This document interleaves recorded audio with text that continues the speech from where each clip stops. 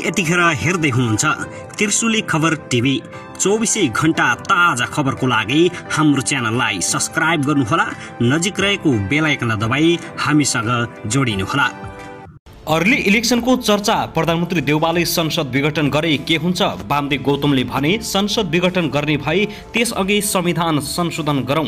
संसद अवरोध गर्नु गैर जिम्मेवार हो, भीम रावल। अरु कसले के भने? संसद भङ्ग गरेर चुनावमा जानुपर्छ अनि ओलीले थाहा पाउँछन्। संसद नै नरहेपछि ओलीको वितण्डा पनि खत्तम हुन्छ। माधव कुमार नेपाल। अर्ली इलेक्सनको माग कुनै प्रस्तावमा नेमाङको शङ्का। गठबन्धनको हिँडाइ सोझो छैन। अर्ली इलेक्सनमा नेकपा एमाले अडिग छ। नेकपा एमालेको भनाई समिति स्वीकार, मूल बैठक अस्वीकार, संसद चल्न नसकेको भन्दै माधव कुमार नेपालको आक्रोश। चोलेर शमशेर जबरालाई महाअभियोग सिफारिस समिति गठन भएपछि यसरी अगाडि बढ्छ प्रधान न्यायाधीश विरुद्धको महाअभियोग। माओवादी बैठकमा अध्यक्ष दाहालले एमसीसी बारे जवाब दिने। माओवादी केन्द्रीय समितिको बैठक भोलि फेरि बस्ने। एमसीसी पास भएको 5औं दिनपछि पूर्व राजा ज्ञानेन्द्र शाह भई आक्रोश। आफ्नो देशको लागि अडिग र धर्मको लागि अडिग। एमसीसी राष्ट्रघाती छ भन्दै भई फायर। 3 घण्टा धकेलियो माओवादी केन्द्र समितिको बैठक, त्यही पनि स्थगित।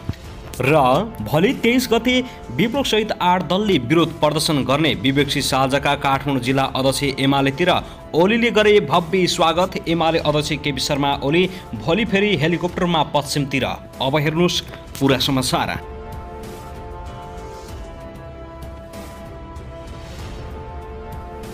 दर्शक नमस्कार, तपाईलाई हार्दिक स्वागत छ हाम्रो च्यानल त्रिशुली खबर टिभीमा।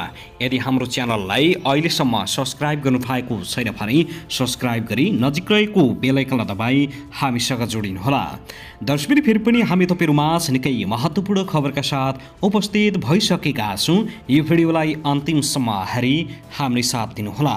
दर्शकबिन हाम्रो मेहनतको लागि एउटा सानो लाइक गर्न भने नभुल्नुहोला। कहाँदेखि हेर्दै हुनुहुन्छ, के भन्न चाहनुहुन्छ, कुन देशबाट कुन ठाउँबाट हेर्दै हुनुहुन्छ, ठाउँ र देशको नाम अवश्य पनि कमेन्ट गर्न नभुल्नुहोला। दर्शकबिन स्थानीय तहको निर्वाचन नजिकिएसँगै तपाईलाई मनपर्ने दल र नेताको नाम अवश्य पनि कमेन्ट गर्नुहोला। कुन दललाई, कुन नेतालाई भोट हाल्दै हुनुहुन्छ? नेकपा एमाले अध्यक्ष केपी शर्मा ओली, नेकपा माओवादी केन्द्रका अध्यक्ष पुष्पकमल दाहाल प्रचण्ड, नेकपा एकीकृत समाजवादीका अध्यक्ष माधव कुमार नेपाल, प्रधानमन्त्री तथा कांग्रेस सभापति शेरबहादुर देउवा, या त अन्य कुनैलाई। तपाईको अमूल्य भोट जसलाई दिए पनि देश बनाउने पार्टीलाई दिनुहोला। दर्शकबिन आउनुहोस् अब पहिलो खबरतर्फ लागौं। नेकपा एमालेका सांसद भीमबहादुर रावलले निरन्तर संसद अवरोध हुनु जनताको सार्वभौम अधिकारमाथिको खेलवाड भएको बताएका छन्। आज आइतबार संसद भवन परिसरमा सांसद रावलले सञ्चारकर्मीसँग कुराकानी गर्दै निरन्तरको संसद अवरोध जनताको सार्वभौम अधिकारमाथिको खेलवाड भएको बताएका हुन्। उनले संसद अवरोध गर्नु गैर जिम्मेवार काम भएको समेत टिप्पणी गरेका छन्।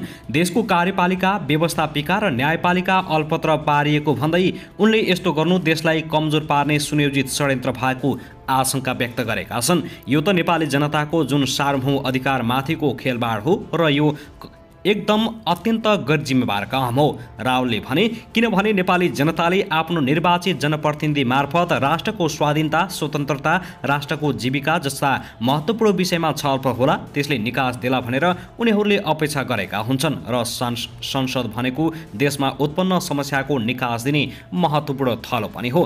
तर यसरी खेलवाड गरिएको छ। देशको कार्यपालिका, व्यवस्थापिका, संसद, न्यायपालिका सारा अलपत्र गर्ने काम जुन गरिएको छ, यो मलाई लाग्छ नेपाल राष्ट्रलाई कमजोर बनाउने कतैबाट सुनियोजित खेल त भइराखेका छैन भन्ने कहिलेकाहीँ मनमा शङ्का लाग्ने गर्दछ। त्यस्तै सांसद भवनमै सञ्चारकर्मीलाई संक्षिप्त प्रतिक्रिया दिँदै नेकपा एकीकृत समाजवादीका अध्यक्ष माधव कुमार नेपालले संसद निरन्तर अवरोध हुने भई संसद भङ्ग गरेर चुनावमा जानुपर्ने धारणा व्यक्त गरेका छन्। संसद चल्न नदिएर संसदलाई पङ्गो बनाइरहेको भन्दै उनले नेकपा एमाले अध्यक्ष केपी शर्मा ओलीको वितण्डलाई सामना गर्नका लागि संसद भङ्ग गर्नुपर्ने बताएका हुन्। संसद भङ्ग गरिदिए केपी ओलीको हङ्गामा गर्ने ठाउँ नरहने नेपालको टिप्पणी रहेको छ। हाउस चल्न पनि नदिने, केही गतिविधि गर्न पनि नदिने, हाउसलाई पङ्गो बनाउने, भत्ता सत्ता खाने, हामीलाई पनि हैरान पार्ने। त्यस्तो हो भने त्योभन्दा पहिले पुरै संसदले नै अब केपी ओलीको वितण्डाको सामना गर्नलाई यसलाई भङ्ग गरिदिनुपर्छ। न संसद रहन्छ, न हङ्गामा गर्ने ठाउँ नै रहन्छ, चुनावमा जाने नेपालले भनेका छन्।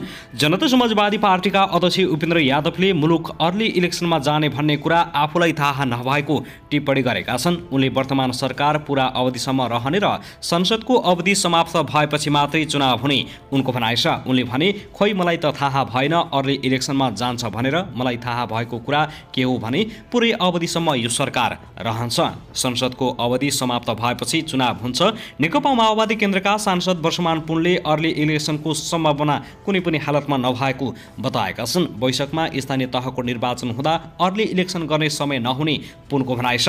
सामान्यतया हाम्रो नेपालमा 2वटा सिजनमा निर्वाचन हुने गरेको छ। कार्तिक, मङ्सिर, चैत, वैशाख, जेठसम्म 5 वर्षमा संघीय प्रदेश र स्थानीय चुनाव हुने संवैधानिक व्यवस्था छ। यसरी हेर्दा अर्ली इलेक्सनको सम्भावना अब न्यून छ, पुनले भनेका छन्। उनले वैशाखमा स्थानीय तहको निर्वाचन गर्ने भनेपछि अर्को चुनावका लागि समय नहुने पनि बताएका छन्। हामीसँग टाइम नै हुँदैन, सो त कार्तिक मङ्सिर जान्छ। यद्यपि कानुन रूपले त व्यावहारिक रूपले अभ्यासको रूपमा, परम्पराको रूपमा गरौँभन्दा मङ्सिरपछि 5 वर्ष सङ्घीय संसदको कार्यकाल 5 वर्षमा प्रवेश गरिसकेपछि गर्न नमिल्ने होइन, पुनले भनेका छन्। संवैधानिक रूपले पनि परम्पराको हिसाबले हाम्रो देशको भौगोलिक अवस्था, मौसमी अवस्थाले 2वटा सिजन बाहेक हामी निर्वाचन गर्न सक्दैनौँ।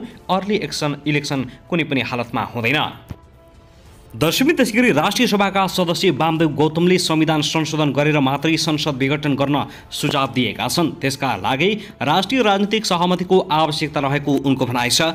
ताजा जनादेशका लागि प्रतिनिधि सभा भङ्ग गरी निर्वाचनमा जानुभन्दा अर्को सही विकल्प पनि छैन भन्ने हो भने सबैभन्दा पहिले राष्ट्रिय राजनीतिक सहमतिमा नेपालको संविधान संशोधन गरेर प्रतिनिधि सभा भङ्ग गरी निर्वाचनमा जाने संवैधानिक बाटो तय गर्नुपर्छ, आइतबार विज्ञप्ति जारी गर्दै उनले भनेका छन्। यही अवस्थामा संसद भङ्ग गर्ने हो भने पूर्व प्रधानमन्त्री केपी शर्मा ओलीले चालेको त्यस बेलाको कदम सही थियो भनेर स्वीकार्नुपर्ने उनको भनाइ छ। यो असंवैधानिक भए पनि राजनीतिक इमान्दारिताको कदम हुनेछ।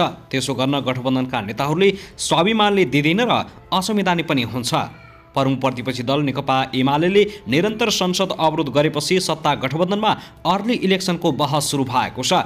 आज मात्रै नेकपा एकीकृत समाजवादीका अध्यक्ष माधव कुमार नेपालले संसद विघटन गरेर चुनावमा जानुपर्ने बताएका छन्।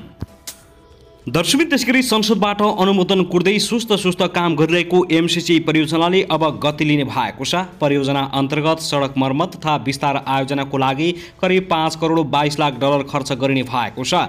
परियोजनाले नेपालमा सडक निर्माणमा नयाँ प्रविधि पनि भित्राउने भएको छ। मिलेनियम च्यालेन्ज कर्पोरेसन एमसिसीसँग भएको परियोजना सम्झौता अनुसार पूर्व पश्चिम राजमार्गको 77 किलोमिटरको सडक बन्ने निश्चित भएको छ। मिलेनियम च्यालेन्ज एकाउन्ट नेपाल विकास समिति एमसिएले जनाएको हो। सडकका लागि एमसिसीले 5 करोड 22 लाख अमेरिकी डलर अर्थात् 6 अर्ब 39 करोड रुपियाँ लगानी गर्दैछ। सडक मर्मत आयोजना मुख्यतया दाङ जिल्लामा पर्ने पूर्व पश्चिम राजमार्गको खण्डमा बन्ने भएको छ। सडक मर्मतको परिसरका काम राजमार्गको खानखोलादेखि लमाहीसम्मको सडक खण्डमा गरिने भएको छ। एमसिसी परियोजनामा 77 किलोमिटर सडक नयाँ प्रविधिबाट बन्ने भएको हो। एमसिए नेपालले लमाईदेखि शिवखोलासम्मको थप सडक मर्मत कार्य सम्पन्न गर्ने भएको छ। हाल मर्मत कार्यका लागि प्रस्ताव गरिएको पूर्व पश्चिम राजमार्गको सडक खण्डको लम्बाइ करिब 77 किलोमिटर छ। सुरुमा सडकका लागि कम्प्याक्ट सम्झौता गर्दा 305 किलोमिटर निर्माण गर्ने गरी पहाडी मार्गहरूलाई लिएको थियो, तर सरकार आफैले पूर्व पश्चिम राजमार्ग विस्तार गरिरहेको छ। त्यसले आयोजनामा पर्ने शिवखोलादेखि धानुखोलाभित्र 77 किलोमिटर मात्र मर्मत तथा निर्माण गर्ने योजना अगाडि सारिएको छ। यसको लक्ष्य भने 100 किलोमिटरको राखिएको छ, तर बजेटले कति सपोर्ट गर्छ सोही बमोजिम सडक विस्तारको काम हुनेछ, एमसिएका प्रवक्ता राजीव दाहालले भनेका छन्। नयाँ सडक बनाउने होइन, भएको सडकलाई नै स्तरोन्नति तथा मर्मत गर्ने आयोजना हो। राजमार्गमा आइइडी प्रारम्भिक वातावरण परीक्षण हुँदै यो काम अन्तिम चरणमा पुगेको उनले बताएका छन्। खानखोलादेखि शिवखोलासम्मको धानखोला लम्बाइ 40 किलोमिटर सडक स्तरोन्नतिका लागि तत्काल नमुना योजना लेखिएको छ। यसको लागत कति आउँछ, कति समयमा निर्माण कार्य सकिन्छ जस्ता काम सकिएपछि मात्र बाँकी 33 किलोमिटर लम्बाइ शिवखोला सडक स्तरोन्नतिका लागि काम अगाडि बढाइने उनले जानकारी दिएका छन्।